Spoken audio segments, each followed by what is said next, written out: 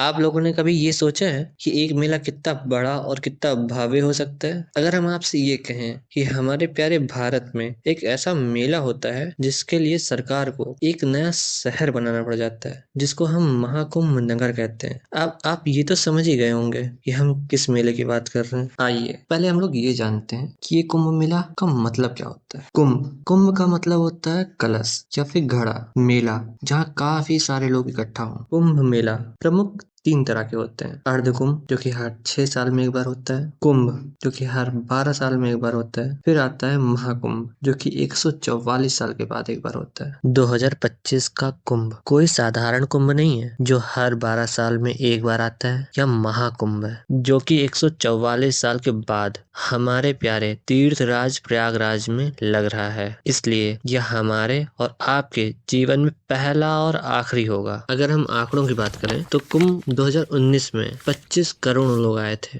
जो कि इस बार यह आंकड़ा 25 करोड़ से बढ़कर 40 से 45 करोड़ का होने वाला है। अगर हम आपसे यह कहें कि अभी सिर्फ 6 दिन में ही 7 करोड़ लोग स्नान ले चुके हैं। ऐतिहासिक मंजर, ऐतिहासिक। और यह महापर्व 45 दिनों तक चलेगा, जो कि 13 जनवरी से 26 फरवरी तक चलेगा। तो अब आप लोग समझ सकते हैं कि यह महाकुंभ कितना बड़ा होगा, जहां पर सनातन संस्कृत के 13 अखाड़े आते हैं और इनके बिना यह पर्व पूरा हो ही नहीं सकता। सबसे ज्यादा आपको चौंका देने वाली बात यह है कि हिंदू संस्कृति यह महान मेला आपको किसी भी वेद और पुराणों में नहीं मिलेगा। तो आखिर क्यों और कैसे यह मेला हिंदू संस्कृति में स्वर्ण अक्षरों में लिखा गया, और आखिर क्यों करोड़ों लोग इस मेले में शामिल होते हैं। बड़े बड़े सिद्ध साधु जो इस संसार के सारे मोह माया त्याग कर चुके हैं, वो हजारों किलोमीटर का सफर करके प्रयागराज में डुबकी लगाने के लिए क्यों आते हैं। तो इस महान मेले का इतिहास आपको समुद्र मंथन में मिलेगा। पौराणिक कथा के अनुसार समुद्र मंथन की कहानी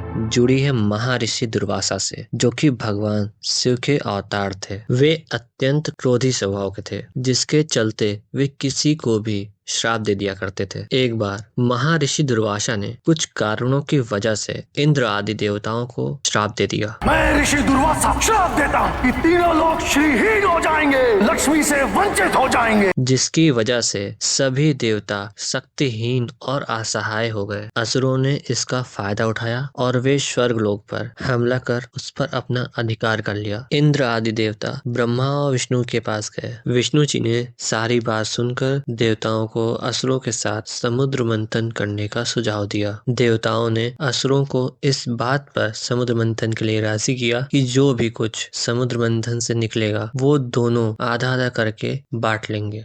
मंदिराचल पर्वत को मथानी बनाई गई। भगवान विष्णु जी ने कच्छप अवतार लेकर पर्वत को अपने ऊपर धारण किया। वहीं भगवान शिव के गले के नाग वासुकी को समुद्र मंथन के लिए रस्सी बनाई गई, और ऐसे शुरू होता है समुद्र मंथन। समुद्र मंथन के शुरुआत में ही हलाहल नामक विष निकलता है और उसे महादेव जी पी लेते हैं, और इसी वजह से उन्हें नीलकंठ भी कहते हैं। फिर कामधेनु गाय निकलती है, और ऐसे ही चंद्रमा, सफेद घोड़ा, ऐरावत हाथी, कौस्तुभ मणि, कल्पवृक्ष, रंभा अप्सरा, देवी लक्ष्मी, मदिरा, परिजात वृक्ष, शंख, भगवान धन्वंतरी, और फिर सबसे अंत में अमृत निकलता है। जैसे ही अमृत निकलता है वैसे ही असुरों ने उसको हड़पने की कोशिश करी, तो देवता उसको लेकर भागने लगे और असुर उनका पीछा करने लगे। कहा जाता है यह भागदौड़ 12 दिनों तक चली, जो धरती के 12 साल के बराबर होते हैं। उस भागदौड़ में उस कुंभ से अमृत की 4 बूंदें निकलकर धरती पर 4 जगहों पर गिरती है। हरिद्वार के गंगा घाट पर, जहाँ आज हर की पौड़ी है, प्रयागराज के त्रिवेणी संगम में, उज्जैन की शिप्रा नदी में, और नासिक की गोदावरी नदी में। और तभी से इन 4 जगहों पर हम कुंभ मेला मनाते हैं। अब यहाँ पर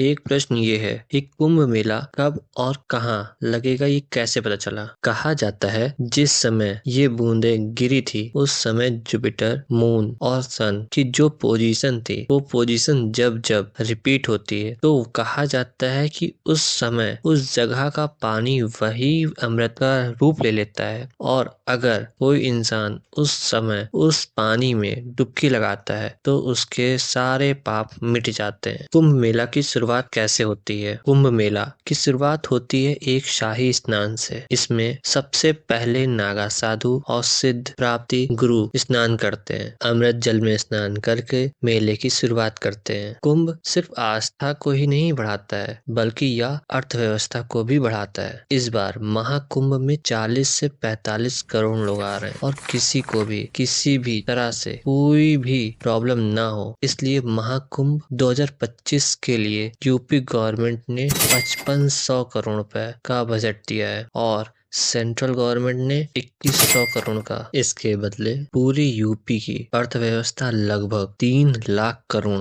बढ़ेगी, वो भी सिर्फ 45 दिनों में। इसी के साथ साथ 25,000 करोड़ से ज्यादा तो सिर्फ यूपी गवर्नमेंट के खाते में जाएंगे। इसमें सिर्फ गवर्नमेंट को ही नहीं, बल्कि हर तरह के बिजनेस को फायदा होगा। कुंभ का जो पूरा एरिया है, जिसको महाकुंभ नगर कहा जाता है, कुंभ 2019 में यह नगर 3200 हेक्टेयर में फैला हुआ था, जहां पर 80,000 से ज्यादा टेंट्स लगे थे, जो कि महाकुंभ 2025 में यह एरिया बढ़ाकर 4000 हेक्टेयर कर दिया गया है, और जहां पर 1,60,000 से ज्यादा टेंट्स लगाए गए हैं। अब की बार सरकार ने व्यवस्था भी बहुत ही बढ़िया तरह से करी है। लोगों को किसी भी तरह से कोई भी प्रॉब्लम ना हो, इसका पूरा ध्यान देते हुए जहां कुंभ 2019 में पक्के घाट सिर्फ 4 बने थे, वहीं महाकुंभ 2025 में पक्के घाट बढ़ाकर 9 कर दिए गए हैं। ऐसे ही कुंभ 2019 में जहां 22 ब्रिजेस बने थे, वहीं महाकुंभ 2025 में इसे बढ़ाकर 30 ब्रिजेस कर दिया गया है। ऐसे ही अगर हम बात करें स्ट्रीट लाइट्स की, तो कुंभ 2019 में लगभग 40,000 से ज्यादा स्ट्रीट लाइट्स लगी थी, वहीं अब की यह आंकड़ा बढ़ाकर 67,000 कर दिया गया है। महाकुंभ 2025 में बिजली की कोई भी प्रॉब्लम ना हो, इसलिए उत्तर प्रदेश पावर कॉर्पोरेशन ने 2 पावर सब स्टेशन और 66 नए ट्रांसफार्मर लगाए हैं। ऐसे ही यूपी जल निगम ने लगभग 1300 किलोमीटर की पाइपलाइन बिछाई है, जो कि 90 वाटर बूथ और लगभग 250 वाटर एटीएम से कनेक्ट रहेंगे, जिससे लोगों को पानी की कोई भी समस्या नहीं होगी। करोड़ों लोग आ रहे हैं, उनको टॉयलेट्स की कोई भी प्रॉब्लम ना हो, इसलिए उनके लिए 1.5 लाख से ज्यादा टॉयलेट्स बने हैं। इसी के साथ साथ अगर हम लोग डेकोरेशंस की बात करें, तो वॉल पेंटिंग भी हर जगह बनाई गई है। अगर हम आंकड़ों के हिसाब से देखें, तो कुंभ 2019 में जहां 17 लाख स्क्वायर फीट में वॉल पेंटिंग बनाई गई थी, वहीं महाकुंभ 2025 में इसे बढ़ाकर 18 लाख स्क्वायर फीट कर दिया गया है। महाकुंभ 2025 के लिए करोड़ों लोग हजारों किलोमीटर का सफर तय करके आएंगे, तो उनको कोई भी समस्या, किसी भी तरह की समस्या ना हो, इसलिए 7,000 बसेस के साथ साथ तो महाकुंभ के लिए 13,000 ट्रेन की व्यवस्था की गई, और उनका सफर और भी ज्यादा आसान करने के लिए 3,000 ट्रेन तो सिर्फ कुंभ के लिए चलाई जा रही है। अब तक आप में से काफी सारे लोग महाकुंभ तो जा चुके होंगे, तो आप लोग प्लीज कमेंट्स करके हमें ये बताएं कि महाकुंभ में आपका अनुभव कैसा रहा, और जो लोग अभी तक नहीं गए हैं तो कृपया आप लोग भी महाकुंभ जरूर जाइए। लेकिन एक मिनट पहले इस चैनल को सब्सक्राइब और वीडियो को लाइक जरूर करें। हर हर महादेव।